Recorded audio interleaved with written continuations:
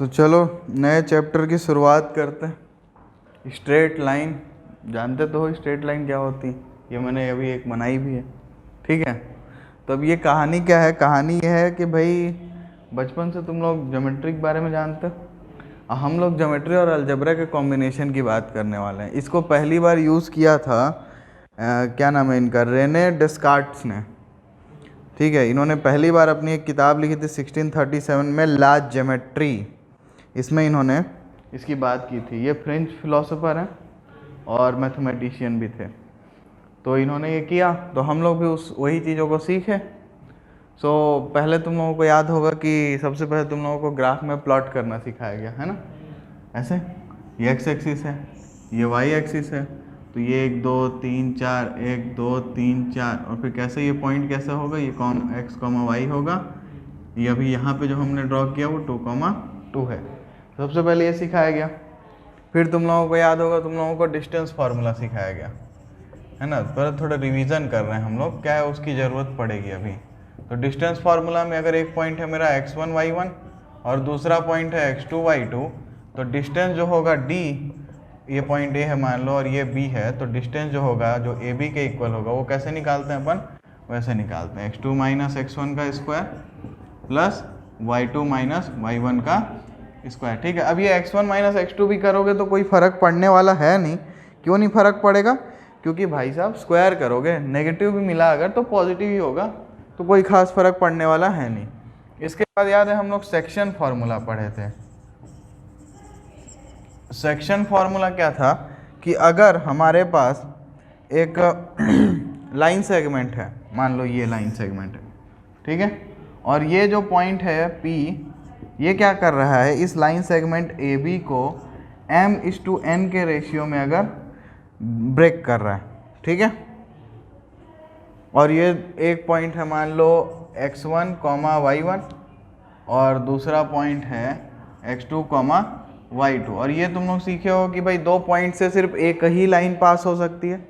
तो section formula में हम लोग इस पॉइंट P का कोऑर्डिनेट्स निकालना सीखे थे, जो कैसे निकलता था, x = m x2 plus n x1 upon m plus n, और y कैसे निकलता था, m y2 n y1 n। और ये जो डिवीजन है इसको हम लोग कैसा डिवीजन बोलते थे, इंटरनल, आंतरिक डिवीजन, अंदर से डिवाइड हुआ है सेगमेंट के अंदर। हम लोग एक ऐसा भी देखे हुए हैं एक्सटर्नल डिवीजन, बट उसकी यहाँ पे ज़रूरत हम लोगों को नहीं पड़ेगी, तो इसलिए उसको अपन नहीं देखेंगे। ठीक है, इसके अलावा हम लोग अगर ये मिड पॉइंट होता, तो अगर ये पॉइंट P मिड पॉइंट होता तो m/n 1:1 होता, तो ये क्या होता 1 1, ये 2 होता, तो x1 प्लस x2/2 और y1 प्लस y2/2 हो जाता। तो ये मिड पॉइंट निकालने के लिए यूज़ कर सकते थे। इसके अलावा हम लोग एरिया ऑफ ट्राइंगल का फॉर्मूला पढ़े हैं, एरिया ऑफ ट्राइंगल। ये कैसे निकालते थे भाई, ट्राइंगल के तीनों कोऑर्डिनेट्स अगर मालूम है, x1 y1 है, x2 y2 है और x3 y3 है, तो एरिया कैसे निकालते थे, एरिया ये भयंकर सा फॉर्मूला था, x1 y2 माइनस y1, ठीक है, plus x2 y3 minus y1 plus x3 y1 minus y2। ठीक है, तो ये भयंकर सा फॉर्मूला यूज़ करके निकालते थे। टेंशन नहीं लेने का, इस फॉर्मूले को ज़िंदगी में यूज़ करने की ज़्यादा ज़रूरत नहीं पड़ती है, क्योंकि अपन 12th में जाएंगे, डिटर्मिनेंट पढ़ेंगे, फिर डिटर्मिनेंट सीख जाएंगे इसका, तो ये वहीं से आया हुआ है वैसे। ठीक है, तो हम लोग क्या करने वाले हैं, हम लोग यहाँ पे बात करेंगे स्ट्रेट लाइन की। तो ये तो पिछले क्लास का रिवीजन हो गया। तो सबसे पहली चीज़ हम लोग देखेंगे कि भाई हमारे पास अगर एक लाइन है यहाँ पे, तो वो लाइन कैसी होगी, कुछ ऐसी होगी, है ना। तो ये लाइन एक एंगल बना रही है पॉजिटिव x डायरेक्शन से। ठीक है, तो हम लोग इसी एंगल का टेंजेंट निकालेंगे और वही हमारा स्लोप होता है। ठीक है, तो मतलब आसान शब्दों में तुमको इंक्लिनेशन पता लगाना है लाइन का। ठीक है, तो पहले ये बेसिक जो रिवीजन था इसको नोट कर लो, इसके बाद हम लोग स्लोप ऑफ लाइन स्टार्ट करते हैं। तो देखो आगे बढ़ते हैं हम लोग और एक स्ट्रेट लाइन ड्रॉ करते हैं यहाँ पे। तो ये हमने एक स्ट्रेट लाइन ड्रॉ की, तो ये स्ट्रेट लाइन हमारा x एक्सिस के साथ दो एंगल बनाएगा, है ना। एक तो तुम लोग को पहचान लिए, ये क्या है, एक्यूट एंगल, और दूसरा ये क्या है, ऑब्ट्यूस एंगल। ठीक है, इसको अगर थीटा लोगे तो ये क्या होगा, 180 माइनस थीटा।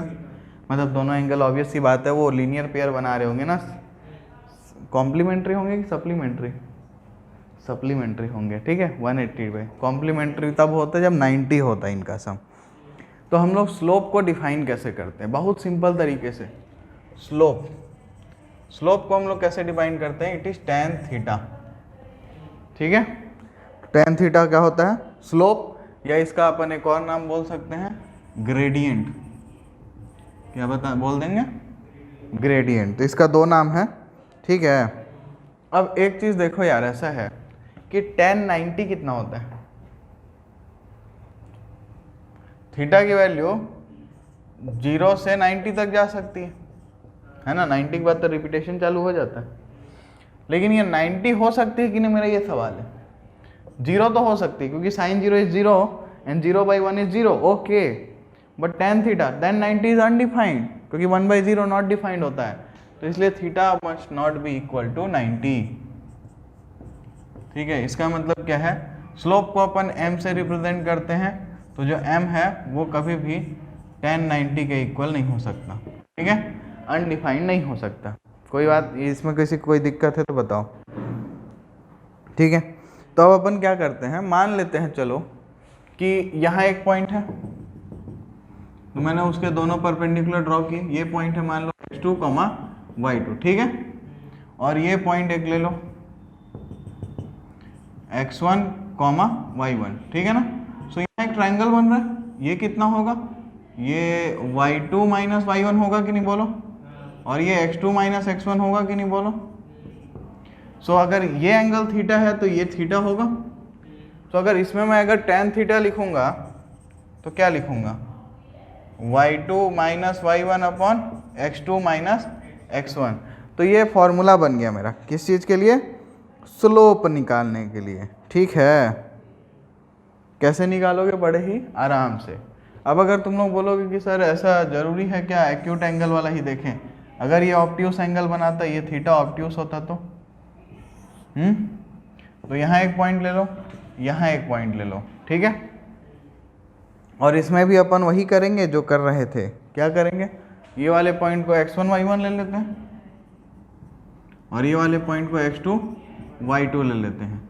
सो यहाँ से ये भी ड्रॉ करेंगे, ये ऐसा है, तो ये डिस्टेंस कितना y2 माइनस y1, ये डिस्टेंस कितना x2 minus x1, sorry x, वो उल्टा लिख दिया रे बाबा, ये यहाँ तक y2 है, यहाँ तक y1 है, तो ये तो ठीक है, y2 माइनस y1, ये तो ठीक था। ये देखो यहाँ तक x1 है, यहाँ तक x2 है, ये वाला x1 माइनस x2 होगा। ठीक है, तो अगर अब इस केस में अगर अपन tan थीटा लिखेंगे तो क्या लिखेंगे, y2 minus y1 upon x1 minus x2। But ये थीटा जो है ये तो ऑब्ट्यूस एंगल है और अपने को ऑब्ट्यूस एंगल नहीं चाहिए। और देखो ये वाला एंगल ये कितना है, ये अपन फाई लेते हैं अभी, tan फाई। सो ये वाला कितना होता, ये थीटा है तो कितना होता 180 माइनस थीटा, तो ये फाई 180 माइनस थीटा के इक्वल होता। तो tan 180 माइनस थीटा कितना होता है भाई, ESTC रूल से देखें जरा, यहाँ पे आएंगे, ये तो माइनस tan थीटा होता है रे बाबा, है ना। तो इसको मैं माइनस tan थीटा लिख दूंगा, और minus tan theta y2 minus y1 upon x1 minus x2 के इक्वल है। सो यहाँ से मैं tan थीटा माइनस इधर ले जाके इसमें मल्टीप्लाई कर दूँ तो y2 minus y1 upon x2 minus x1 ही तो मिलेगा। तो इसका मतलब एंगल चाहे एक्यूट हो चाहे ऑब्ट्यूस हो, कुछ भी हो, हम क्या करेंगे, y2 minus y1 upon x2 minus x1, और हमको क्या मिल जाएगा, स्लोप या फिर ग्रेडियंट। ठीक है, कोई दिक्कत इसमें। अच्छा, दो लाइंस पैरेलल कब होंगी, मान लो, अच्छा एक काम करो, यहाँ बनाते हैं, छोटा सा, ज़रूरत तो ज़्यादा जगह की नहीं है, यहाँ पे बना लेते हैं।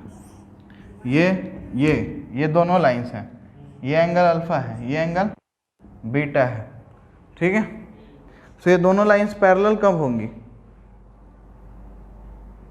अरे जब दोनों लाइन पैरेलल होंगी तो इनका जो इंक्लिनेशन होगा एक्सिस से वो सेम होगा ना, मतलब अल्फ़ा बीटा के इक्वल होगा ना, मतलब tan अल्फ़ा tan बीटा के इक्वल होगा ना। तो फॉर पैरेलल लाइंस क्या होना चाहिए, alpha is equal to beta होना चाहिए, मतलब tan alpha is equal to tan beta होना चाहिए।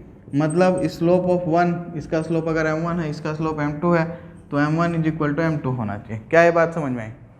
तो अगर दो लाइंस पैरेलल हैं तो उनका स्लोप इक्वल होगा, अगर दो लाइन का स्लोप इक्वल है तो दोनों लाइन पैरेलल होंगी। दोनों बातें एक ही हैं, एक बार इधर से कान पकड़ो, एक बार कान को उल्टा पकड़ ली। क्या ये बात समझ में आई? ठीक है, तो अब ऐसा करते हैं कि पैरेलल लाइन तो ठीक है, पहले नोट करो, फिर परपेंडिकुलर लाइन के लिए भी देखेंगे हम लोग। चलो तो अब देखते हैं दो परपेंडिकुलर लाइंस के लिए क्या हो सकता है। तो ये अपना एक्सिस है, ठीक है, ये मेरी एक लाइन और ये दूसरी लाइन।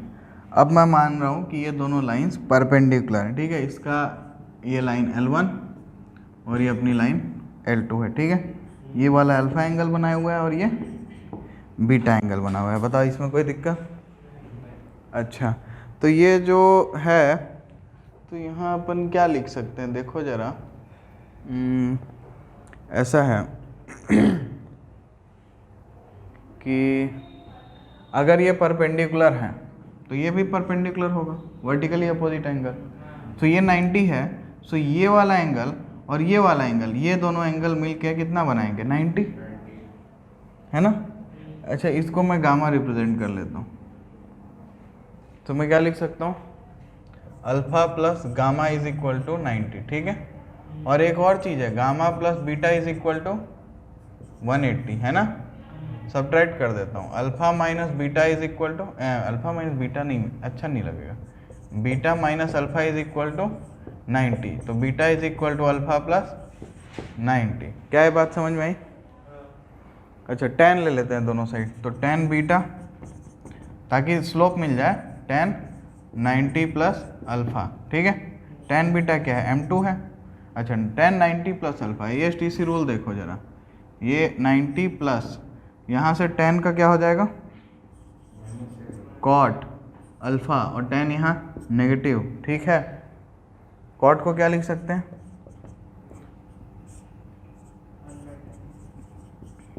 ये क्या हो गया, m2 माइनस 1 अपॉन m1। यहाँ से चमत्कारी चीज़ मिलती है, m1 m2 is equal to -1। तो जब दो लाइंस के प्रोडक्ट, स्लोप का प्रोडक्ट -1 मिलेगा, तो वो दोनों लाइंस कैसी होंगी, परपेंडिकुलर होंगी। क्या ये बात समझ में आई? तो एक आध क्वेश्चन करके देखोगे क्या? देखो, एक लाइन में तुमको देता हूँ, एक पॉइंट है 3, -2 और एक पॉइंट है -1, 4। इनका तुम लोग को स्लोप बताना है, तो m क्या होगा, y2 माइनस y1 क्या होगा, 4 -2 अपॉन -1 -3, क्या आएगा, 4 + 2 अपॉन -1 + 3, क्या मिलेगा, 6 अपॉन 2, क्या मिलेगा, 3। समझ में आया? कोई दिक्कत इसमें? y2 minus y1 upon x2, अरे यहाँ पे -3 नहीं है ना, ये 3 लिखे ना अपन क्वेश्चन में, ये -3 होगा, ठीक है, -4 होगा, -3/2 आंसर आएगा, ठीक है। एक और क्वेश्चन देखो, ये क्वेश्चन है भाई, making an inclination of 60 degree with positive x axis. तो मतलब क्या बोल रही है, theta is equal to 60 degree है, m कितना होगा, tan थीटा, tan 60 कितना होता है, √3, ठीक है। तो ऐसे सिंपल सवाल हैं। इसमें 2 सवाल और दिए हुए हैं एग्जाम्पल 1 में, तो ये दोनों खुद से कर लेना, ऐसी वैल्यू तो रखनी है। चलो इतना नोट करो पहले। अरे हाँ, इसमें यहाँ पे ये 3 नहीं 2 है ना, अभी तो बोला मैं, ठीक है। चलो तो आगे बढ़ते हैं, और अब हम लोग दिखा लेंगे एंगल दो लाइंस के बीच में, एंगल बिटवीन 2 लाइंस। ये हमारा आज का हेडिंग है अभी का, ठीक है। सो ये 2 लाइन ले लेते हैं, चलो। तो ये एक लाइन है, ये दूसरी लाइन है, ठीक है। तो इनके बीच में 2 एंगल बनेंगे, एक बनेगा थीटा और एक्यूट बनेगा, दूसरा ऑब्ट्यूस बनेगा, ये ऑब्वियस है। अच्छा, तो यहाँ मान लेते हैं ये भाई साहब अल्फा एंगल बनाया और ये अल्फा 1 और ये अल्फा 2 बनाया। कोई दिक्कत इस बात से? ठीक है ना। अच्छा, सो ये थीटा है तो यहाँ पे थीटा होगा, और ये थीटा प्लस अल्फा 1 अल्फा 2 का इक्वल होगा, क्या से, interior angle property, theta plus alpha 1 is equal to alpha 2, ठीक है ना। अच्छा ये दोनों लाइंस का इंक्लिनेशन है, सो m1 जो होगा वो tan अल्फा 1 होगा क्या, और m2 जो होगा वो tan अल्फा 2 होगा, ठीक है ना। तो अब एक काम करते हैं, यहाँ से क्या लिखेंगे, theta is equal to alpha 2 minus alpha 1, पक्का, कोई दिक्कत। एक काम करो tan ले लो, तो tan थीटा क्या होगा, tan alpha 2 minus alpha 1, tan a minus b क्या होता है, tan alpha 2 minus tan alpha 1 upon 1 plus tan alpha 2 tan alpha 1। तो ये क्या है भाई, m2 minus m1 upon 1 plus m1 m2। सो ये tan थीटा मिलेगा इस तरीके से। क्या ये बात समझ में आई, कोई दिक्कत, ठीक है, सिंपल था ये तो। अपन फाई भी तो निकाल सकते हैं ना, नहीं निकाल सकते भाई, फाई कितना होगा 180 माइनस थीटा, है ना। तो अगर अपन tan फाई निकालना चाहते हैं तो अपन को क्या करना पड़ेगा, लिखना पड़ेगा tan 180 माइनस थीटा, और tan 180 माइनस थीटा कितना होता है 180 माइनस, तो tan theta with minus sign, ठीक है ना। तो minus m2 minus m1 upon 1 plus m1 m2, तो ये क्या बन जाएगा m1 minus m2 upon 1 plus m1 m2, ठीक है।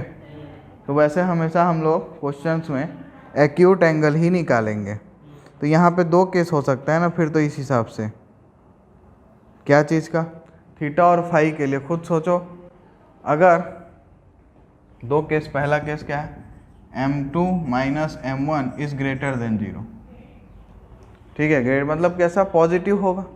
सो tan थीटा कैसा होगा, पॉजिटिव, और tan फाई कैसा होगा, नेगेटिव। तो क्या मिलेगा, tan थीटा ग्रेटर देन 0 और tan फाई लेस देन 0, ठीक है। और सेकेंड केस क्या होगा, m2 minus m1 is less than 0, तो क्या मिलेगा, tan थीटा लेस देन 0 मिलेगा और tan फाई ग्रेटर देन 0 मिलेगा। तो यार ये तो दोनों केसेस का कॉम्बिनेशन हो गया, खिचड़ी बन गया ना।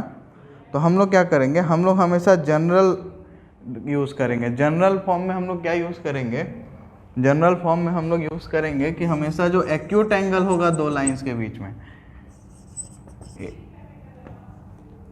ACUTE, acute angle between two lines is equal to जो होगा tan theta is equal to, कैसे निकालेंगे, mod of m2 minus m1 upon 1 plus m1 m2, ठीक है। हमेशा ये जनरल फार्मूला हम लोग यूज़ करेंगे कभी भी अगर हमको एक लाइन का, क्या, दो लाइन के बीच का एंगल निकालना होगा। और एक चीज़ ध्यान ये रखना है कि 1 प्लस m1 m2 कभी 0 नहीं होना चाहिए। क्यों नहीं होना चाहिए,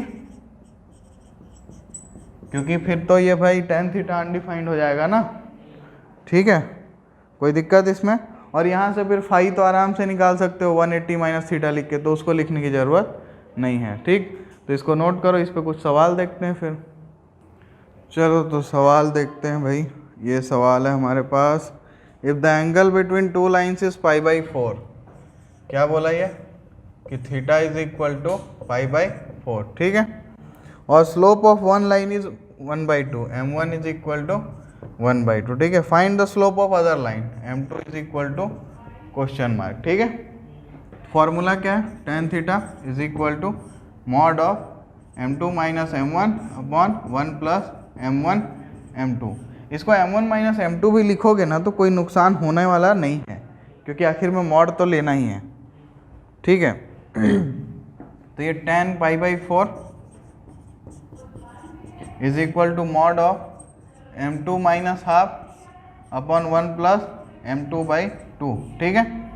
अब ये tan π/4 कितना होता है 1, तो इसका मतलब अब इसके दो आंसर होंगे, एक नहीं होगा, दो होंगे। क्या क्या, एक होगा m2 minus half upon 1 plus m2/2 is equal to -1, और एक क्या होगा m2 minus half upon 1 plus m2/2 is equal to 1, ठीक है ना। मॉड है ना, तो माइनस प्लस दोनों को कंसीडर करना पड़ेगा अपने को, ठीक है। तो अब दोनों के केस में अपन को दो अलग अलग वैल्यू मिलेगी, ठीक है। तो इसको अब कैलकुलेट करो तो क्या मिलेगा, m2 minus half is equal to -1 minus m2/2। तो ये इधर आएगा तो क्या मिलेगा, m2 plus m2/2 is equal to -1 plus half. तो ये क्या मिलेगा भाई, 3m2/2 is equal to -1 plus half कितना, माइनस हाफ, ठीक है। तो m2 क्या मिलेगा, -1/3 एक मिला। यहाँ से क्या मिलेगा, m2 minus half is equal to 1 plus m2/2। तो m2 minus m2/2 is equal to 1 plus half. तो इधर हो गया 3/2, इधर हो गया m2/2। तो m2 क्या मिल गया, 3, ठीक है। तो मतलब हमको दो लाइंस मिली जो इस कंडीशन को सेटिस्फाई कर रही थी, ठीक है। और ऑब्वियसली वो दोनों लाइंस का देखो प्रोडक्ट आपस में परपेंडिकुलर हैं, वो दोनों लाइंस m1 m2 -1 है। क्या ये बात समझ में आई, ठीक है। तो इसको हम लोग डायग्राम से भी देख सकते हैं। तो देखो क्या है कि ऐसा हम लोग ले लेते हैं, ठीक। और ये हमारा लाइन है मान लो, जो हमको दिया हुआ है, जिसका स्लोप हाफ है, ठीक। तो एक लाइन हमारी ऐसी होगी और दूसरी लाइन हमारी ऐसी होगी। तो ये एंगल 45 है, तो ये एंगल भी 45 होगा। अब ये वाली जो लाइन है इसका स्लोप 3 है और इसका स्लोप -1/3 है, ठीक। तो ये आपस में ये दोनों लाइंस परपेंडिकुलर होंगी, तो ये वाला एंगल भी 45 होगा। तो दिख रहा है ना कि इन दोनों लाइंस के बीच का एंगल भी 45 है और इन दोनों के बीच का भी 45 है, समझे। तो इसीलिए दो आंसर मिलना एकदम पॉसिबल चीज़ था, ऐसा नहीं था कुछ इम्पॉसिबल हो गया इसमें। समझ में आई बात, चलो नोट करो। चलो तो नेक्स्ट क्वेश्चन लेते हैं हम लोग। ये क्वेश्चन है भाई, line through the points -2,6। Point क्या दिया है, -2,6 एक पॉइंट है और दूसरा पॉइंट है 4,8। इस परपेंडिकुलर तो ये एक लाइन इससे मिलेगी अपने को L1 जिसका स्लोप होगा m1, ठीक है। और एक दूसरा लाइन है जो है 8,12 से x,24। ये लाइन L2 है और इसका स्लोप है m2। और ये बोल रहे हैं कि ये दोनों लाइंस परपेंडिकुलर है, मतलब m1 m2 -1 होगा, ठीक है। अब अगर तुम m1 लिखोगे तो क्या लिखोगे, y2 माइनस y1 8 - 6 अपॉन 4 -2। क्या मिलेगा, 8 - 2 2 और ये 4 + 2 6, ठीक है। और इधर m2 लिखोगे तो क्या लिखोगे, 24 - 12 और नीचे क्या लिखोगे, x - 8। तो ये क्या हो जाएगा, 12/x - 8, ठीक है। तो ये दोनों 2/6 × 12/x - 8 इज इक्वल टू -1। तो ये 6 2 जा ये हो गया, तो ये कितना हो गया, 4 इज इक्वल टू -x + 8। तो x इज इक्वल टू 8 - 4 कितना मिल गया, 4। समझ में आया क्या, कुछ खास नहीं था, बहुत ही सिंपल था, ठीक है। तो इस टाइप का सवाल भी आ सकता है, चलो नोट करो। चलो तो अब हम लोग देखेंगे कोलिनियरिटी ऑफ 3 लाइंस, ठीक है। सी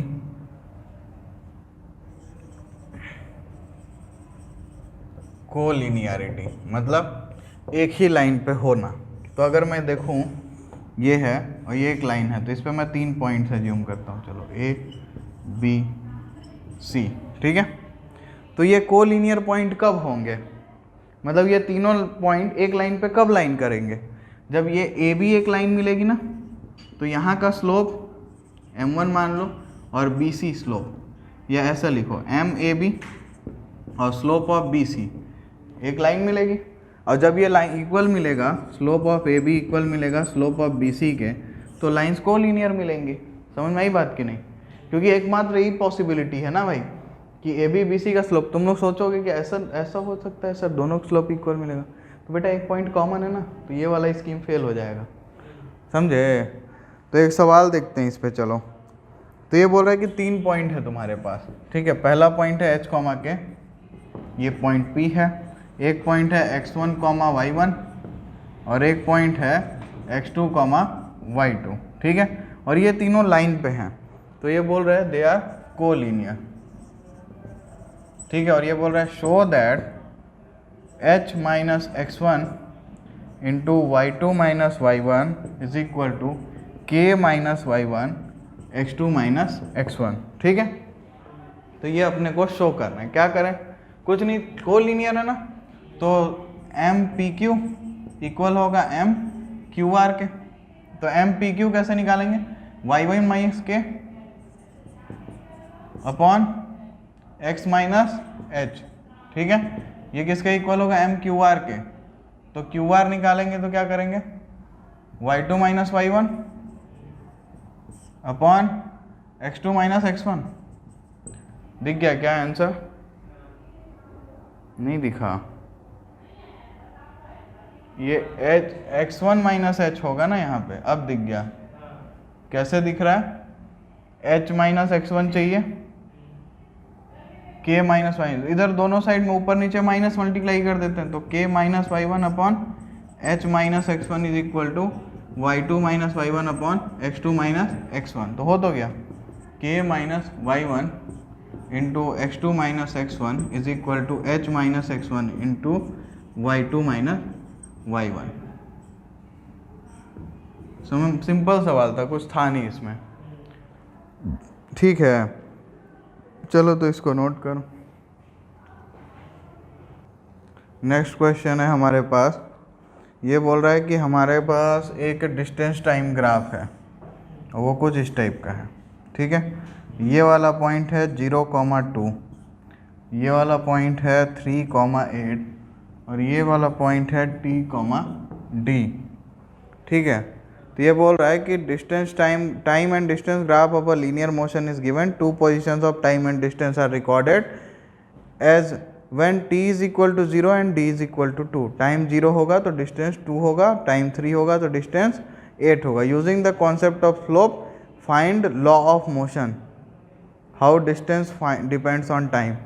मतलब डिस्टेंस को as a function of time तुमको दिखाना है, ठीक है, ये सवाल है। तो क्या है भाई, ये तीनों पॉइंट्स हैं, इनका स्लोप इक्वल होना चाहिए, ठीक है ना। तो 8 माइनस टू अपॉन 3 माइनस 0, ये किसके इक्वल होगा, d minus 8 upon t minus 3 के, ठीक है। तो ये 8 माइनस 2 कितना हो जाएगा, 6/3 is equal to d minus 8 upon t minus 3। तो ये कितना, 2 is equal to d minus 8 upon t minus 3, ठीक है। तो 2t minus 6 is equal to d minus 8, ठीक है। ये 8 इधर आएगा, 2t plus 2 is equal to d, so d is equal to 2 bracket में t प्लस 1। सो मिल गया। तो इतना सिंपल सा सवाल था, इसमें कुछ करना ही नहीं था, 1 सेकंड में बना लोगे, समझ में आई बात। तो अब एक्सरसाइज 10.1 में 14 क्वेश्चंस हैं, उनको ट्राई करो और एंजॉय करो।